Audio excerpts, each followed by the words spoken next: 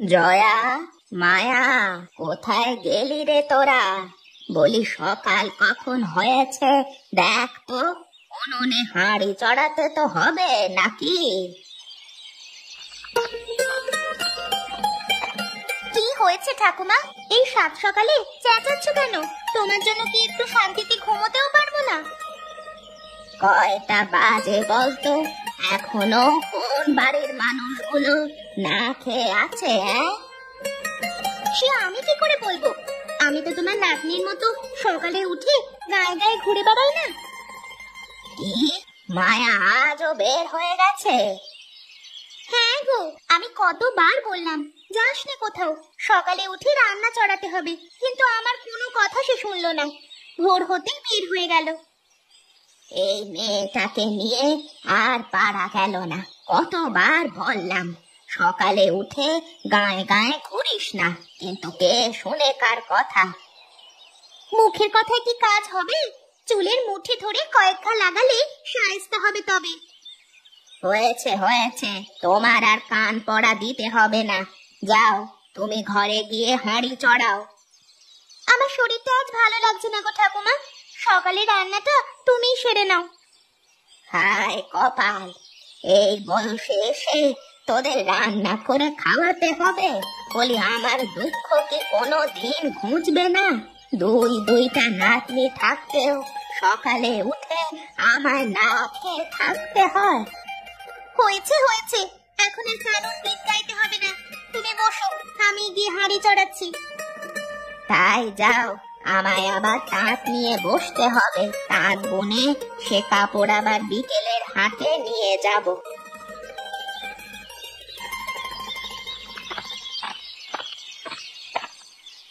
সব যন্ত্রণা হলো আমার। সকালবেলা উঠে রান্না করো, সবার পাতে ভাত তুলে দাও, এসব আমি আর পারবো না বাপু। দুমুঠো ভাত রেঁধেই এত কথা বলছিস? আমি যে সারাটা জীবন তোদের রেঁধে খাওয়ালাম, কখনো কি আমাকে এসব কথা বলতে শুনেছিস? বুড়িটার জন্য একটা কথা বলেও শান্তি নেই। কবে যে মরবে বুড়িটা। কে বললি? না, কিছু বলিনি। বেশ, তাহলে কাজ কর। সুতা কাটা হয়ে গেলে খেয়ে তাঁত বুনতে বসবো। এই জয়া, ঠাকুমা কোথায় রে? বাড়ি আছে এখনো? তুই এতক্ষণে এসেছিস? বুড়িটা সেই সকাল থেকে তোকে খুঁজে মরছে। কি বলেছিস তুই? বলেছি তুই বই নিয়ে পাঠশালায় গেছিস। বেশ ভালো করেছিস। দেখ, আজ কতগুলো আম কুড়িয়ে এনেছি। ও মা, এত বড় বড় আম! কার গাছের আম গো এটা? কার আবার? ঘোষেদের বাগানের। আজকে আমি সবার আগে গিয়েছি, সেজন্য ভালো ভালো আম পেয়েছি। বেশ ভালো, এবার তবে ফলগুলো ভাগ করে ফেলি। ভাগ করবো কি? এই ফল তো আমি এনেছি, তোকে বড় জোর দুইটা দিতে পারি। কি? সকালবেলা থেকে আমি রান্নাঘরে খেতে মরছি এই দুইটা আমের জন্য? বাড়ি আমি বুঝে খাটাখাটুনি করিনি। বাগানে বাগানে ঘুরে তবেই আমগুলো সংগ্রহ করতে হয়েছে। বেশ, তুই আমাকে অর্ধেক ভাগ দিবি না তো? দাঁড়া, তবে এক্ষুনি ঠাকুমাকে বলছি। না না, ঠাকুমাকে বলিস না, তোকে আরেকটা আম বাড়িয়ে দেব। কে রে? কে এলো? এই রে, বুড়িটা টের পেয়ে গেছে। তুই কিছু বলিস না বোন। ও ঠাকুমা, দেখে যাও, মায়া এসেছে। কোথা থেকে আম কুড়িয়ে এনেছে তোমার জন্য। ও এসেছে, দাঁড়া আমি আসছি।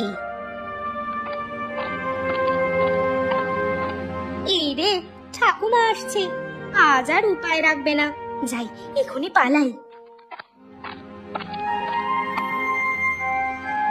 কোথায় যাওয়া হচ্ছে? কোথায় আবার? ঘোষেদের আম বাগানে যাচ্ছি। না না, আমি আম বাগানে যাইনি। তাহলে সকাল থেকে কোথায় ছিলি শুনি? তুলো পোড়াতে গিয়েছিলাম ঠাকুমা। ইস, তুলো পোড়াতে গিয়েছিল নাকি? তা কোথায় ওর তুলোগুলো? শোধাও তো। হ্যাঁ রে, তুলোগুলো কোথায় রেখেছিস? হারিয়ে গেছে গো, বাতাস এসে সব নিয়ে গেছে। আমি অনেক খোঁজাখুঁজি করেছি, কিন্তু পাইনি। বিশ্বাস করো আমার কথা। হয়েছে, আর মিথ্যে বলতে হবে না। তুই যে কোথায় গিয়েছিলি তা আমি জানি। কতবার তোকে মানা করলো ওদিকে না যেতে। ওই ঘোষ গিন্নি ভালো নয়, কখন কি বলে বসে কে জানে। আর যাব না ঠাকুমা, এই শেষবার। এই শেষ কখনো শেষ হবে না। এখন এদিকে আয়, ঘুরিয়ে আমায় সুতোগুলো কেটে দে, আমার আবার তাঁত নিয়ে বসতে হবে। তাই চলো, তোমায় সুতা কেটে দিচ্ছি। নেকা, সুতো কেটে ঠাকুমার মন জয় করতে চাচ্ছে। তুই ভাবিস না পার পেয়ে যাবি, তোকে যখন ধরবো নিজের নাম ভুলিয়ে ছাড়বো। আরে যা যা, দেখা যাবে কি করতে পারিস তুই। তোর সুতো কাটা হলো না এখনো? তাড়াতাড়ি সুতোগুলো দে আমায়। আমি আর পারছি না গো, চরকা ঘুরিয়ে ঘুরিয়ে হাত ব্যথা হয়ে গেছে। আর কতটুকু সুতো লাগবে? আর কয়েকটা গামছা বোনা হয়ে গেলেই শেষ করে ফেলবো। অজয়া, তোর রান্না হলো? তোমাদের খাবার হয়ে গেছে ঠাকুমা, তোমরা খেতে এসো। বাবা, তোরা তো খুব কাজের হয়েছিস রে। এত তাড়াতাড়ি রান্না বান্না শেষ হয়ে গেছে। এদিকে মায়াও অনেকগুলো সুতা কেটে ফেলেছে। ওসব ঢং তোমার মন পাওয়ার জন্য করছে। ওকে তো আমি হাড়ে হাড়ে চিনি। দেখো মনে মনে কার গাছের ফল চুরি করার ফোন দিয়ে আসছে। হ্যাঁ, কেবল আমি তো চুরি করি, আর তুই ধোয়া তুলসী পাতা, তাই না? যখন এটা ওটা নিয়ে আসি, ভাগ বসাতে তো কখনো ছাড়িস না। ভাগ বসাবো না কেন? তুমি চুরি করলে ঠাকুমা কি আমায় ছেড়ে কথা বলে? উনি তো আর জানে না আমি কত ভালো মেয়ে। ইস, ভালো মেয়ে নাকি? এত ভালো যে ভাজা মাছটা উল্টে খেতে জানে না। আসলে ভিতরে ভিতরে বজ্জাতির হাড্ডি। থাম থাম, তোরা কি শুরু করলি এই ভর দুপুরে? তোদের জন্য যে শান্তিতে কাজকর্ম করব সেটাও হবে না। একটু সুযোগ পেয়েছিস তো ঝগড়া বাঁধিয়ে দিয়েছিস। আমি কি করলাম? মায়া উল্টো। হয়েছে, এখন আর নিজের দোষ ঢাকতে হবে না। তোরা যে কতটুকু ভালো তা আমার জানা আছে। এখন যা, গিয়ে ভাত বাড়, আমি স্নানটা করে আসি। আর মায়া, তুই এখান থেকে উঠবি না, আজ অনেক তুলা কাটতে হবে।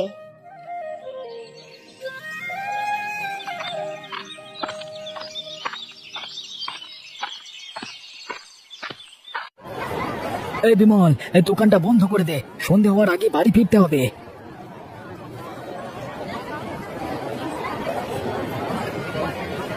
কি ব্যাপার মহাজন, আজকে এত তাড়াতাড়ি বাড়ি ফিরবে কেন? অন্যদিন তো রাতেও দোকান খোলা থাকে। আর বলো না বুড়িমা, বড্ড ডাকাতের উৎপাত শুরু হয়েছে। কালকে সন্ধ্যায় হেমন্তপুর জঙ্গলে ডাকাতি হলো, ওদিক দিয়ে তো আবার বাড়ি ফিরতে হবে। বলো কি? এই অঞ্চলে তো কখনো ডাকাতের উপদ্রব ছিল না। ওরা আসলো কোথা থেকে? কোথা থেকে আসবে? হয়তো মগ রাজ্য থেকে এসেছে। ডাকাতিতে তো মগরা ওস্তাদ। তাও হতে পারে। আবার কোনো চাষা ভুষাও এই পেশায় আসতে পারে। দেশে যা আকাল পড়েছে, পেট চালানোর জন্য অনেকেই চুরি ডাকাতি করছে। সে যাই বলো, এসব ঘটনা শুনলে কিন্তু গায়ের লোম দাঁড়িয়ে যায়। ওদের হাতে পড়লে সর্বশান্ত হওয়া ছাড়া উপায় নাই। কি আর করবে বলো, একটু দেখে শুনে চলতে হবে। তা তুমি আজকে কতগুলো গামছা এনেছো? গরমের দিন, গামছার চাহিদা কিন্তু বাড়ছে। বুড়ো হয়েছি, আগের মতো এত কি আর বুনতে পারি? এই কয়দিনে 10টা বুনেছি। এত কম বুনলে হবে কি করে? তোমার নাতনিদেরও তো কাজে লাগাতে পারো। সে আর বলো না, আমার 2 নাতনি হয়েছে 2 রকম। যদি বলি উত্তরে, তারা চলে দক্ষিণে। আর ঝগড়ার কথা কি আর বলবো, সারাদিন চুলোচুলি লেগেই থাকে। এখন ওরা বড় হয়নি দেখছি, তাছাড়া যমজ বোন তো, সেজন্য দুষ্টুমিটা একটু বেশি করে। ওদের দুষ্টুমিতে আমার জীবন শেষ হয়ে যাচ্ছে। একা মানুষ, এতদিন সামলিয়ে কি পারি? তাছাড়া আমি মারা যাওয়ার আগে ওদেরও তো একটা গতি করতে হবে। সে হয়ে যাবে, দেখবে ওরা একদিন খুব শান্তশিষ্ট হবে। আর বুদ্ধিমানরা দুষ্ট হয়, বুদ্ধি না থাকলে তো আর দুষ্টুমি করতে পারতো না। তাও যদি একটু সুবুদ্ধি থাকতো। দুটোর মাথায় কুবুদ্ধি গিজ গিজ করছে। তা আমার গামছাগুলো রেখে টাকাটা দাও বাবা, আমাকে আবার এই পথ ফিরতে হবে। বেশ বেশ, যাও তবে। আর এখন থেকে সকাল সকাল জিনিস দিয়ে যাবে। সন্ধ্যায় আর এদিকে এসো না, কেমন? ঠিক আছে, কাল থেকে সকালেই পাবে।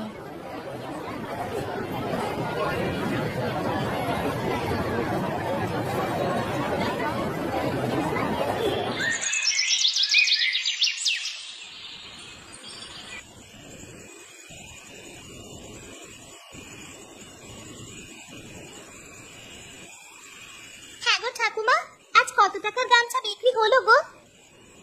200 টাকার হয়েছে, কিন্তু অর্ধেক তো মাছ তরকারি কিনতেই লেগে গেছে।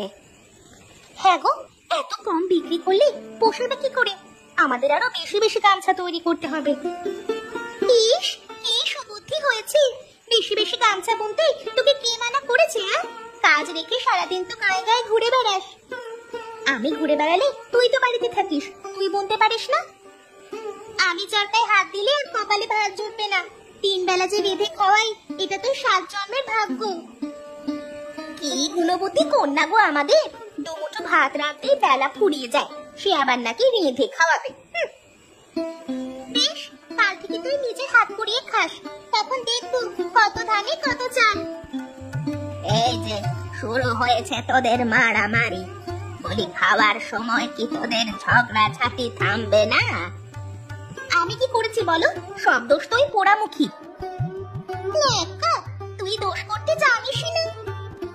চুপ কর, চুপ কর তোরা। আমি মরছি আর এক চিন্তায়, এদিকে খিটিমিটি লেগেই আছে। সে কি গো ঠাকুমা, কি নিয়ে চিন্তা করছো তুমি? মহাজন কি গামছার দাম কমিয়ে বলেছে, নাকি আর আমাদের কাছ থেকে নিবেই না? ও কিছু নয়, দেশে ডাকাত এসেছে। 2 দিন পর পর ওর বাড়িতে ডাকাত পড়ছে। সে কি কথা, গায়ে ডাকাতি হচ্ছে? তাহলে তো আমাদের বাড়িতেও হতে পারে। এদিকে এখনো হামলা করেনি, কিন্তু করতে আর কতদিন? যে কোনো একদিন শুনবো দরজায় ওরা কড়া নাড়ছে। তার আগে আমাদের সব মূল্যবান জিনিসপত্র লুকিয়ে রাখতে হবে। কিছু টাকা তো আছে তোমার হাতে, তাই না? তাই তো ভাবছি, কোথায় যে রাখি টাকাগুলো। এক কাজ করলে কেমন হয়? টাকাগুলো পিতলের কলসিতে ভরে মাটির নিচে রেখে দিলে ওরা খুঁজেও পাবে না। না না, ও কাজ করা যাবে না। এখন সবাই জানে যে জিনিসপত্র মাটির নিচে রাখা হয়। আমাদের এমন এক জায়গায় রাখতে হবে যেখানে কারো দৃষ্টি যাবে না।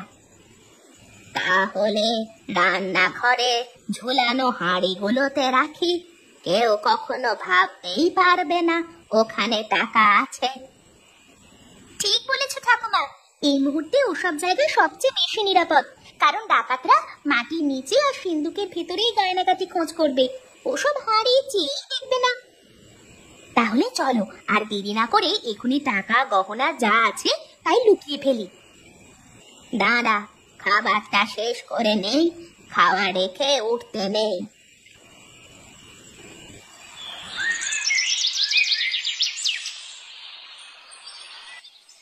মায়া, জয়া, এদিকে আয় তো দিদি ভাই।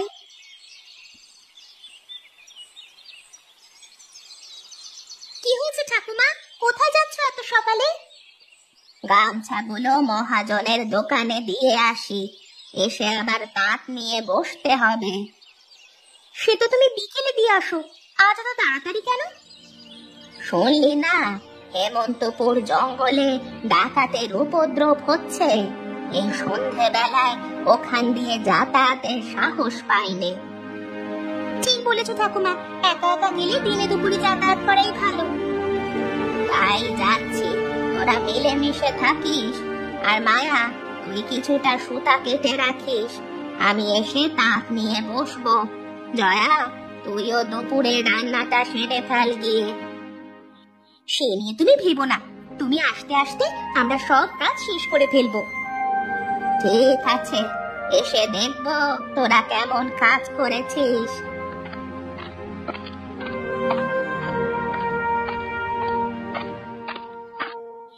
যাক, ঠাকুমা এতক্ষণে বিদায় হয়েছে, এখন শান্তিতে আম কোরানো যাবে।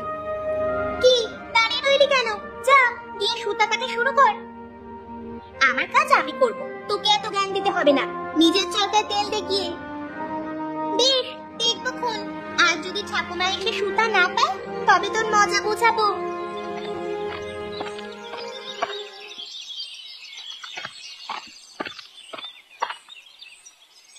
মায়া, তোর কাজ কতদূর হলো?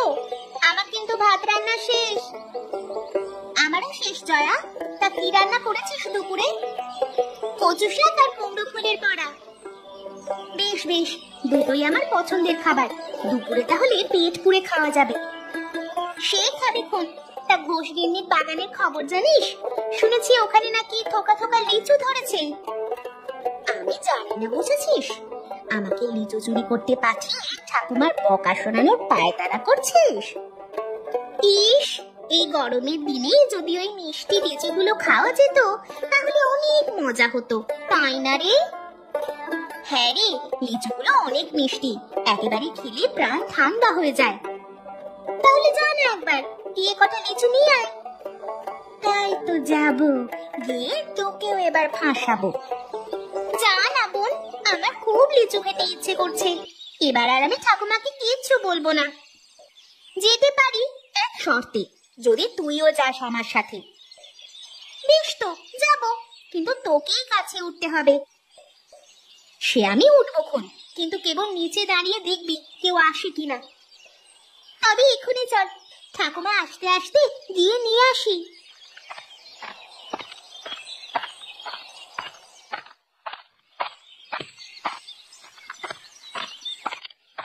চল চল, তাড়াতাড়ি বাগানের মাঝখানে চল।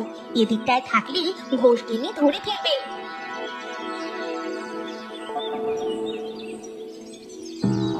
আমার খুব ভয় করছে রে, যদি কেউ দেখে ফেলে তবে যে কেলেঙ্কারি হয়ে যাবে।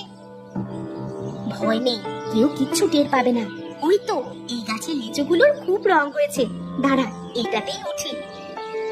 হ্যাঁ হ্যাঁ, তাই ওঠ। জয়া, আমি লিচুর থোকা ফেলছি, তুই আঁচল মেলে ধর। মায়া, অনেকগুলো হয়েছে, এইবার তাড়াতাড়ি নেমে আয়, কাছে ঘোষগিন্নিটা চলে আসবে। দাঁড়া, আর কটা লিচু নিয়ে আসি। কে রে, কে এলো আমার লিচু বাগানে? এখনই কাজ হয়েছে, ঘোষগিন্নি দেখছি এদিকেই আসছে। মায়া, তুই তাড়াতাড়ি নাম, আমি গেলাম। জয়া, ও জয়া, যাস না আমায় রেখে। জয়া, চলে গেলি তুই? এই কে রে, কে আমার লিচু গাছে উঠেছে? আমি গিন্নিমা, আমি। তুই গয়া পিসির সেই নাতনিটা না? প্রতিদিন আমার বাগানের ফলগুলো নিয়ে যাস, আজকে তোকে হাতে নাতে ধরেছি। আর ফল চুরি করবো না গিন্নিমা, ভুল হয়ে গেছে। সে কথা তো আমি প্রতিদিনই তোদের মুখ থেকে শুনি।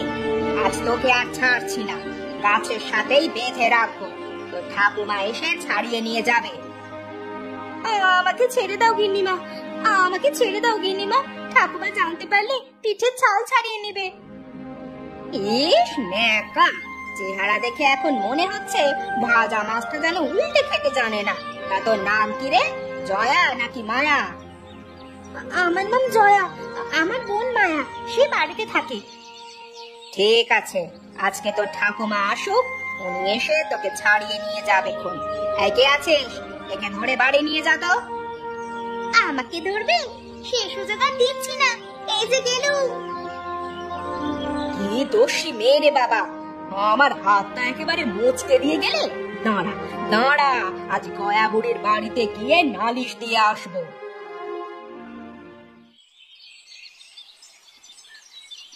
ইস, লিচুগুলো কি স্বাদ, একদম অমৃতর মতো লাগছে। যাই, কয়েকটা মায়ের জন্য রেখে দিই, না হলে আবার লঙ্কা কাণ্ড বাঁধাবে। খুব মজা করে লিচু খাওয়া হচ্ছে, তাই না? আমি আগেই জানতাম তুই বেইমানি করবি আমার সাথে। সে কি কথা, আমি কি করলাম?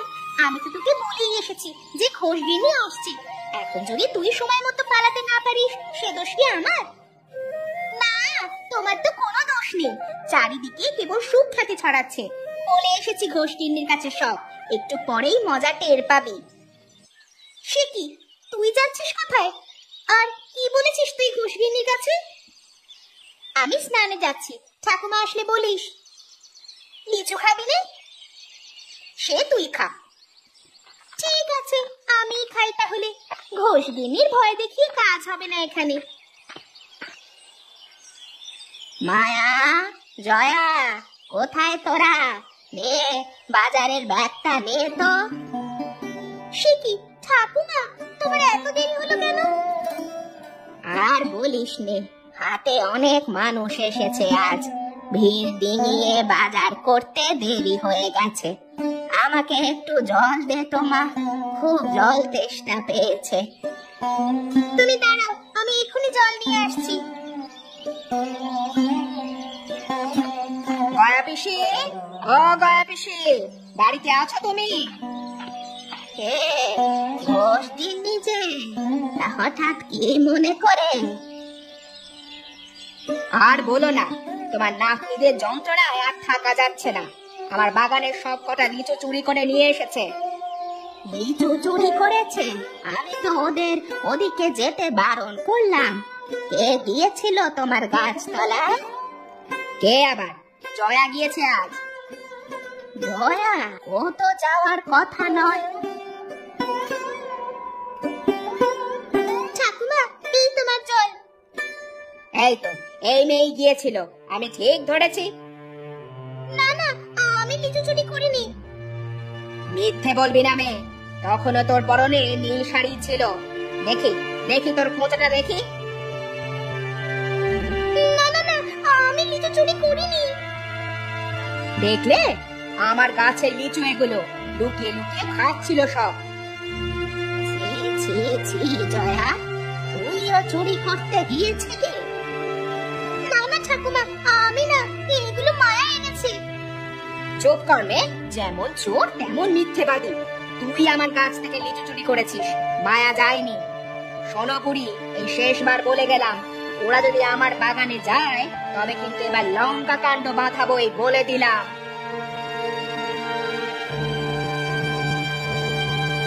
ছি ছি ছি, শেষ বয়সে এসে আমাকে এই কথা শুনতে হলো। আর কত দেখাবে বিধাতা, আর কত কথা শুনতে হবে ওদের জন্য। ও ঠাকুমা, আমি যাইনি ওদের কাছে, মায়া গিয়েছিল। চুপ কর, চুপ কর তুই। চুরি করে আবার মিথ্যে কথা বলা হচ্ছে। এখনই আমার চোখের সামনে থেকে দূর হয়ে যা।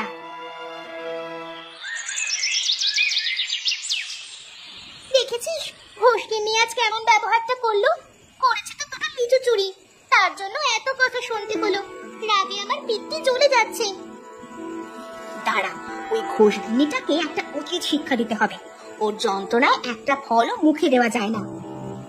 কি করবে শুনি? রাতে গিয়ে ওর বাগানে আবার চুরি করব। কাল সকালে দেখবে কত ধানে কত চাল। তাহলে অনেক মজা হবে রে।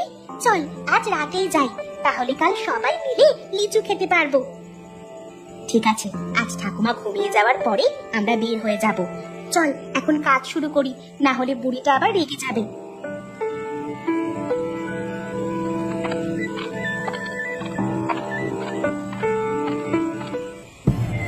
তাড়াতাড়ি আয় জয়া, দুজনেই আজ গাছে উঠবো। ঘোষগিন্নি কিচ্ছু টের পাবে না। কিন্তু আমি যে গাছে উঠতে পারি না, যদি পা পিছলে পড়ে যাই।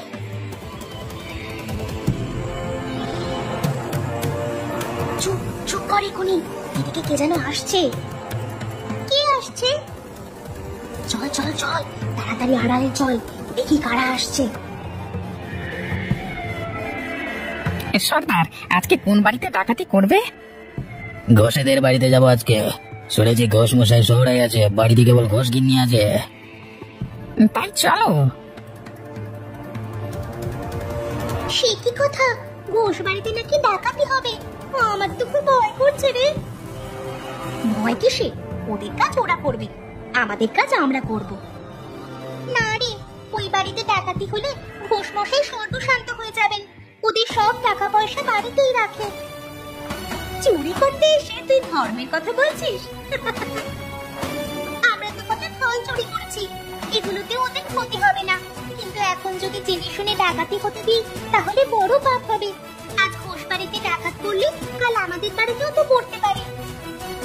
হ্যাঁ রে, সে কথাটাই ঠিক বলেছিস। আমাদের উচিত ডাকাতগুলোকে শায়েস্তা করা, না হলে একই বিপদ আমাদেরও হতে পারে। তাহলে এক্ষুনি চল, আমরা গিয়ে সারা গাঁয়ের মানুষকে খবর দিই, সবাই আসলে ডাকাত দলকে ধরতে পারবে। বেশ, তাই চল।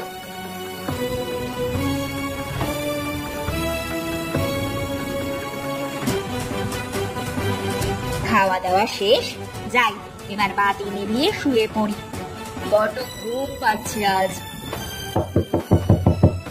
কে এত রাতে কে এলো? আমরা এসেছি, দরজা খোলো। তোমরা কারা?